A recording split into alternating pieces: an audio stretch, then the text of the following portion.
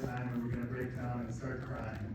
And me and Mrs. Crane started crying at the end a little bit. But Lenny was just fine. And so please give me the grace because I am certain to get choked up and need to take a couple breaths and work through it. So, good stuff so far. Welcome, everyone.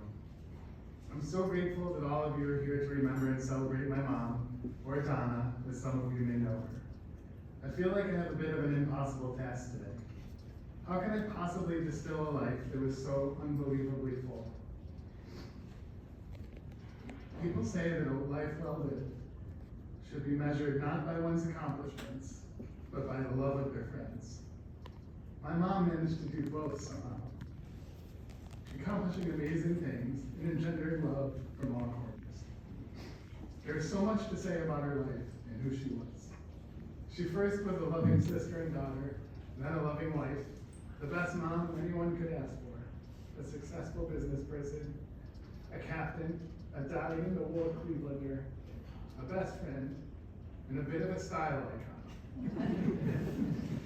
She was simply loved by everyone she met. In the weeks leading up to this service, everyone that I spoke with shared a story that made them laugh or cherished memory, and at the end, they would just say, you know what? I really just loved your mom. I mean, everybody that I talked to. She was so much fun. She was tough as nails, intelligent, empathetic, a dynamo. I'll do my best today to share some of my favorite memories, help celebrate her life, and share some things that have given me comfort, and that I think Mom would have liked also. There are too many great Donna stories to count. Too much to love to try to pack in today. What a life. Not only did we have some good times, we had some great times. It all started in Lorain, Ohio. Mom was the youngest of four, growing up in a house in a nice, clean neighborhood. Her friends from school shared with me that they remember her laughter and her great sense of humor, told tales of riding bikes through the neighborhood, talking about boys, giggling during sleepovers until they were admonished to knock it off. Her older brothers, Bill and Jack, looked out for her, and I think her older sister, Bev, was her co-conspirator. I also feel like that dynamic stayed true over the years. Also, that giggling during sleepovers behavior continued in a way, as when Aunt Bev and Mom would get together on family vacations, they would be crying, laughing within minutes, and continue long into the night. I believe my mom was lucky enough to have two storybook romances in her life. Her first was my dad, Tom. They were a power couple before that was even a thing. They were so happy together. They enjoyed success. They were driven to provide an amazing life for Kate and I, but they were also just so much fun. I love the picture of them on the table, where my dad is clearly making her laugh, and it looks like simultaneously groan. They were the best parents anyone could possibly ask for. As many of you know, my dad got sick from cancer, and he got really sick before passing away much too soon. Mom had to step into the business while he was sick, and this was in 1987, long before the time that women were really accepted in the Cleveland business world. She had to learn everything on the fly, take care of Dad, parent us, finish college and get her bachelor's degree in Baldwin Laws by going to night school, get licensed to actually sell the insurance the business offered, all while grieving the loss of her best friend and partner, well before she expected to need to do that. She had this innate strength, and she would just set her mind to things, and she wouldn't stop until the task was complete. So she was running the company my dad started, long before girl boss was a thing. She was just a boss. I think one of my favorite pictures of my mom over on the table there, which I'm going to say that it's one of my favorite pictures of my mom a lot because they're all amazing. I hope you had some time to take them all in. But the one where she's at the insurance convention, seated around a table of like 15 guys in suits, and she's the only woman and she's wearing her like little white power suit. That sums up so much of what made her amazing to me. I can't imagine how difficult it must have been to step into the business while Dad was sick, and then take it over after he passed away. She was absolutely blazing a trail, and I think it's easy to grasp how difficult that trailblazing could be, and also how lonely. She did all this while processing her own grief and parenting 2 children. She was like Ginger Rogers, doing everything Fred Astaire did, except backwards and in heels. So many women have shared with me that mom was either a role model or often their hero. She ran the business, was a fully engaged parent to us, kept an impossibly tidy home, designed and rebuilt her beautiful house in the lagoons, maintained spectacular gardens, hosted the best parties, took care of us, and she did it all with a smile. Having some experience now as a parent, which I think is like a second full-time job, it seems to me that she had like 3 full-time, 80-hour-a-week positions at work, at home, and taking care of the house. And she looked great doing it. I think it's possible that she was somehow able to find 8 extra hours in her day that the rest of us just don't have access to. And it's really wonderful to be here at CYC because sailing was such a part of my mom's life for all of her adult life. We sailed together as a family when we were growing up, but she truly became a captain with a capital C after my dad passed away.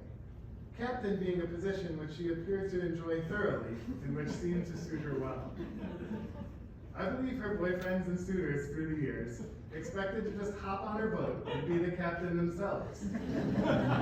They quickly found that the pecking order on Mom's boat was not what they were expecting, as she immediately ordered them to drop the dock line or hop off the sail covers and get on over to starboard when they were finished. She sailed Snow Goose solo, or with us kids, all over Lake Erie. She would slip that unwieldy boat into her dock masterfully, often with an audience, and the guys in that audience, and it was almost always guys, would come up and say, "She did a great job." They were surprised and impressed. I like to think she did a little internal fist pump every time that happened. Also, like, of course it was a good job, buddy. I've been doing this for a minute or 2. Sailing was a part of her life and her identity, and just another area where she was a strong woman doing her thing. I love the picture of the back of her house in the lagoons with Sovereign, which was David and Mary Lou Carahuda's boat.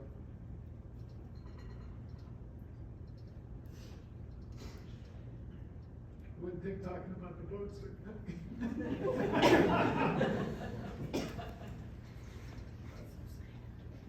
French Kiss, which was Linda and Skip Bergen's boat. And Snow Goose. I am certain that good times were certainly had whenever those 3 boats were moored together. And I bet it made Mom so pleased to have those boats parked behind her house. Kate said that was shortly before the police came.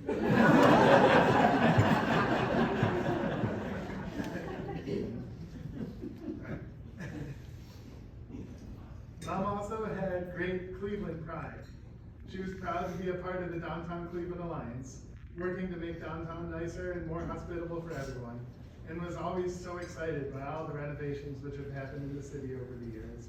Optimistic that Cleveland would continue to improve and prove people wrong, that it's an underrated underdog of a city. But she taught us to be proud of Cleveland, and that taking pride in your hometown is a wonderful thing, and probably helps us be better people. She was always up for talking Cleveland sports, too. I often thought she should have had a radio show or later a sports podcast to share her Cleveland takes. She always had a take, and they all were often pretty good. She said she thought she would be good at it unless there were any follow-up questions. She had the one take, and then and she had season tickets after the Browns came back, and for those of you who do not know, those Browns teams were mostly really bad. And Mom would be there at the game with her fur coat on, barking and yelling at the refs from her seats, urging the team on to be better. And the fans around her at first were like quizzical, like, what is going on here? And then grew to absolutely love her as they realized she was just as crazy about the Browns as they were. And as much as she loved Cleveland, she was also, so it was good stuff with the Browns. I wish that the Browns matched her love of her. But as much as she loved Cleveland, she was also a great and seasoned traveler. She went all over the world, experiencing different cultures and expanding her horizons, enjoying the benefits that being a world traveler can bring. From going to China shortly after it opened up for Western trade, like right after it opened up, going to Paris with Kate, sailing all over the Caribbean with Bob later in life. She just loved calling Cleveland home, but it was clear that she wasn't afraid to head out on an adventure. It always just felt like she was ahead of her time, aware of things months or years before they became popular. I think that I'd be remiss to remember her and not talk at least a bit about her parties. They were more curated experiences than parties. It felt like if Martha Stewart came to a Donna Luby party, she could learn a thing or two. She was a Pinterest mom, an Instagram mom, a mom blogger, and an influencer before any of those were really a thing. And it wasn't that she was snobby or was really trying to impress anyone or look great like a great mom to everyone else. She just genuinely wanted to work to be the best at whatever it was that she was trying to do. I was recently going through her stuff, and I found like 200 menus from parties and dinners over the years. And I was thinking, what on earth did she keep all these menus for? And so I shared that thought with Kate, and Kate, who is often much smarter than me, was like, oh yeah, that is so she wouldn't serve the same thing to the same people again at a different party.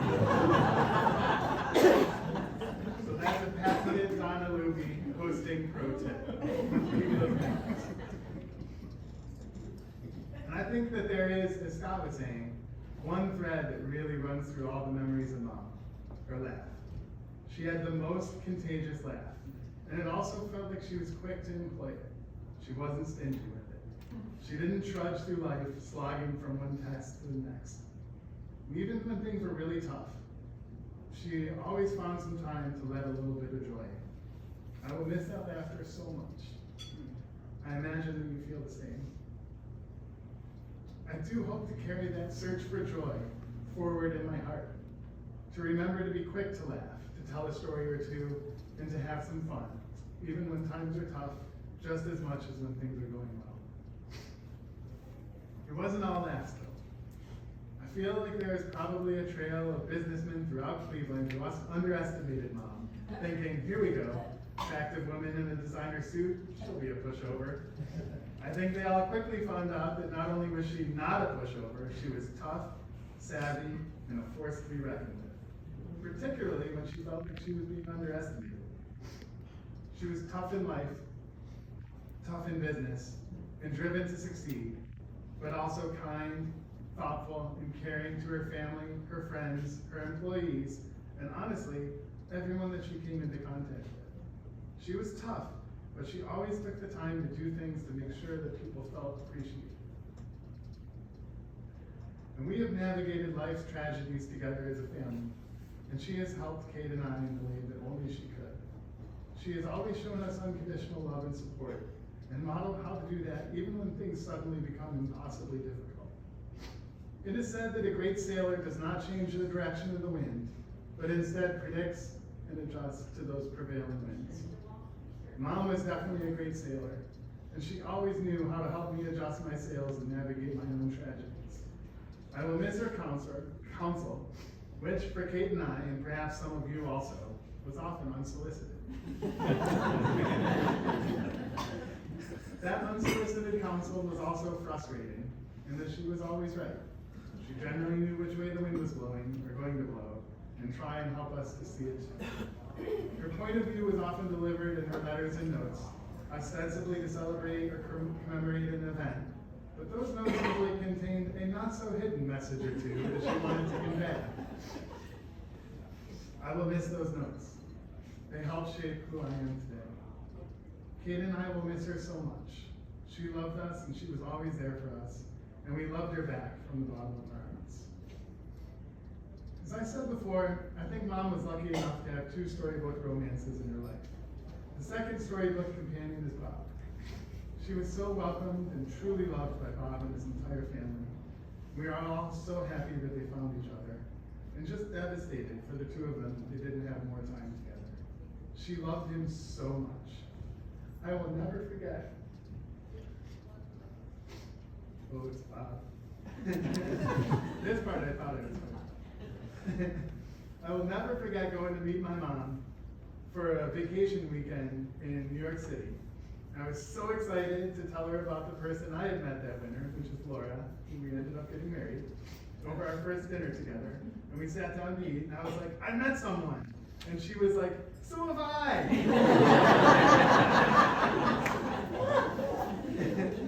And she told me about Bob, and when she did, she just lit up. It was lovely. And that initial delight just continued unabated from there. She often made the joke that she just expected to get a dog and play out the strings solo at the end of her life, taking care of the dog in her garden, that she wasn't expecting to meet another person. You can see from the pictures of her with Bob and his family that she is happy as a clam, as she would say. She deserved that second romance, and yet it also feels deeply sad to me. It feels like there were so many more adventures to be had, and that they were just getting started. I think the only thing that we can do is try and take some solace from the fact that the time that we all had could not have been better or more packed with laughter and love. I also do not believe that she could have found a better companion than Bob. She was just so incredibly happy with him. So in closing, I wanted to share some words which I feel like fit the moment and capture some of my feelings about losing Mom, and how I think she would have wanted us to remember her. So I'm going to read part of the poem here. When great souls die, the air around us becomes light, rare, sterile. We breathe briefly. Our eyes briefly see with a hurtful clarity. Our memory, suddenly sharpened, examines, gnaws unkind words unsaid, promised walks never taken.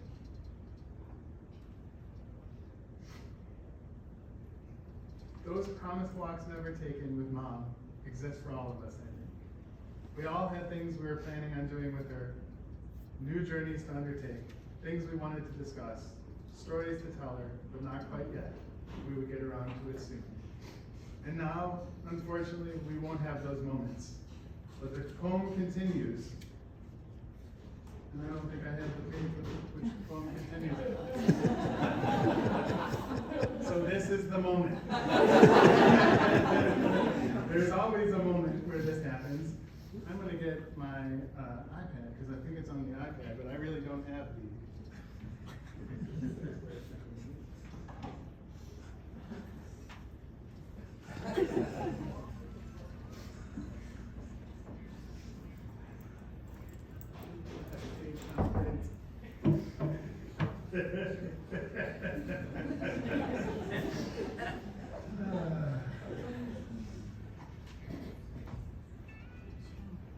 All right.